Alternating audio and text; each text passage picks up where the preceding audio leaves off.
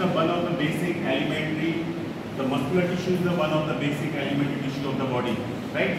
तो muscular tissue जो है वो बॉडी का एक बेसिक एलिमेंट्री टिश्यू है। मस्कुलर टिश्यू की प्रॉपर्टी क्या होती है?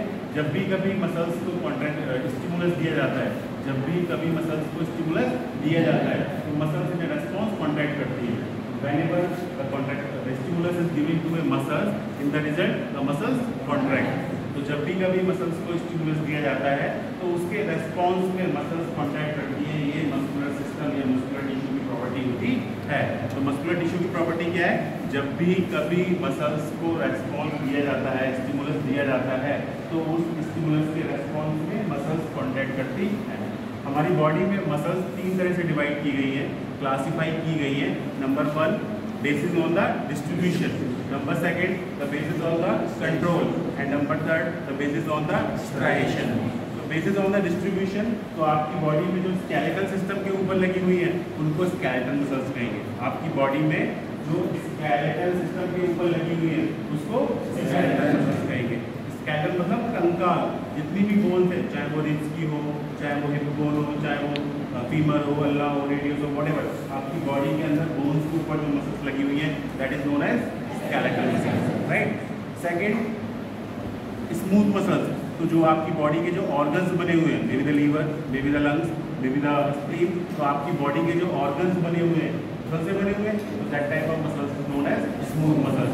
नंबर 3 कार्डियक मसल्स, जिससे आपका दिल बना है। तो depending on distribution it may be the skeletal muscles, it may be the smooth muscles, it may be the cardiac muscles. Second classification based on control, कुछ का मूवमेंट जो है वो हमारी इच्छाओं के अधीन है, कुछ का मूवमेंट हमारी इच्छाओं के अधीन नहीं है।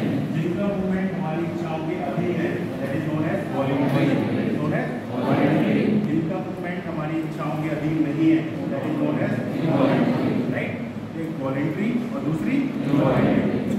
तीसरा classification based on striation, based on striation, तो मसल्स फाइबर होते हैं तो उनमें स्ट्राइएशन है। स्ट्राइ मतलब रेखाएं, तो कुछ के अंदर स्ट्राइएशन होते हैं दैट इज स्ट्राइएटेड, कुछ के अंदर स्ट्राइएशन नहीं होते हैं that is non striated, right. तो पहला बेस्ड ऑन डिस्ट्रीब्यूशन, दूसरा बेस्ड ऑन कंट्रोल, तीसरा बेस्ड ऑन स्ट्राइएशन, स्ट्राइएटेड और नॉन स्ट्राइएटेड, राइट। स्ट्राइएटेड का मतलब जिसके अंदर स्ट्राइएशन है, स्ट्राइएशन लंबे लंबे भी हो सकते हैं लॉन्गिट्यूडनल और हॉरिजॉन्टल भी हो सकते हैं। स्ट्राइएशन में भी द लॉन्गिट्यूडनल, इट में भी द हॉरिजॉन्टल, दोनों होते हैं मोस्टली।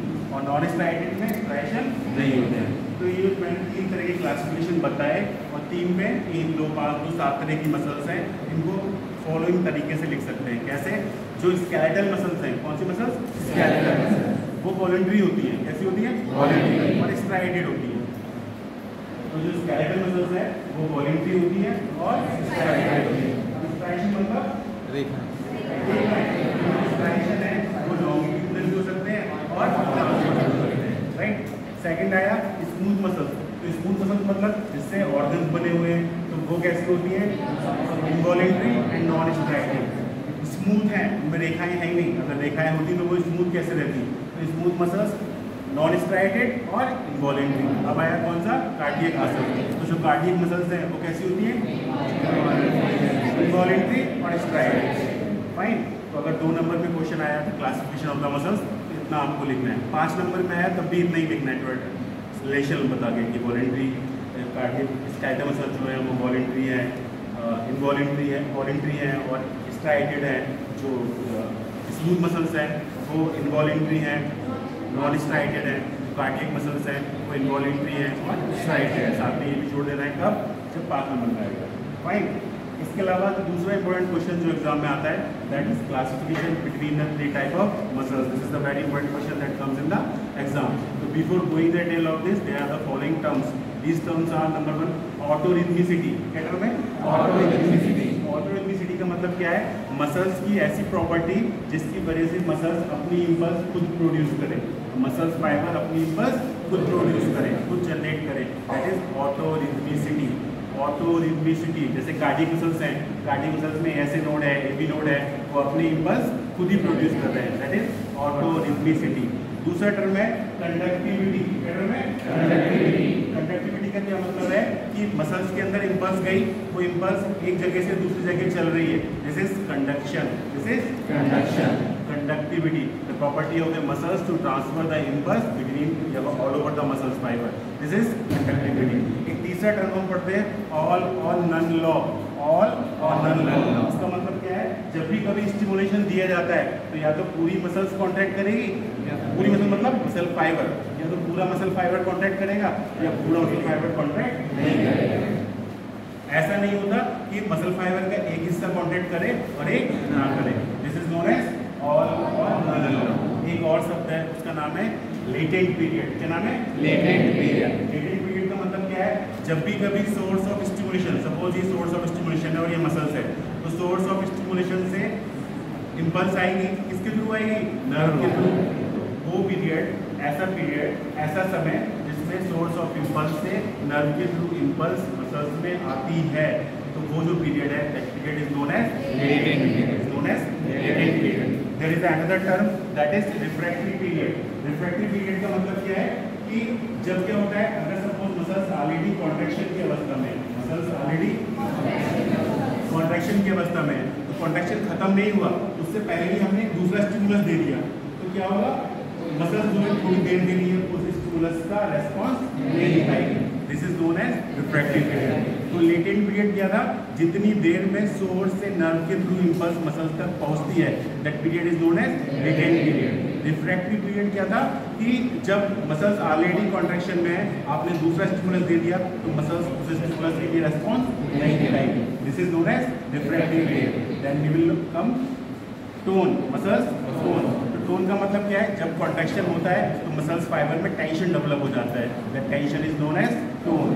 Then fatigue. फटीग का मतलब क्या है? बिकॉज ऑफ द स्टिमुलेशन, बार बार स्टिमुलेशन की वजह से मसल्स की जो कॉन्ट्रैक्शन की जो पावर है वो कम हो जाती है, decrease muscular activity, that is known as fatigue. That is known as muscle fatigue. तो ऑर्डर रिड्यूसिटी हो गया, कंडक्टिविटी हो गया, ऑल और नन लॉ हो गया, लेटेंट पीरियड हो गया, रिफ्रैक्टरी पीरियड हो गया, टोनोसिटी हो गई, मसल्स फटीग हो गई। देन आया एक्साइटेबिलिटी। क्या आया?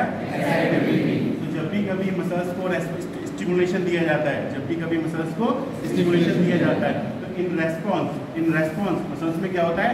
Contraction, that is known as excitability.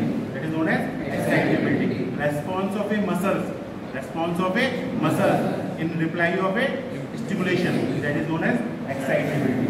And last, contractility मतलब contraction, contractility मतलब contraction। तो जब contraction होगा तो क्या होगा? मसल्स फाइबर की लेंथ जो है वो कम हो जाएगी, छोटी हो जाएगी, that is contractility। तो contractility जैसे कार्डियक मसल्स में क्या होता है? कॉन्ट्रैक्शन बड़ा होता है और रिलैक्सेशन छोटा होता है, ना कि ये स्केलेटल या स्मूथ मसल में। तो कार्डियक मसल्स में कॉन्ट्रैक्शन बड़ा है, रिलैक्सेशन छोटा है। अब हम अगली क्लास में क्या पढ़ेंगे कि क्लासिफिकेशन ऑफ द मसल्स। जब हमें ये टर्म पता है कि ऑर्डर रिड्यूसिटी क्या है, लेटेंट पीरियड क्या है, कॉन्ट्रैक्टिविटी क्या है, कंडक्टिविटी क्या है, ऑल और नन लॉ क्या है, and it will be easy to understand the classification of the muscles. ठीक है।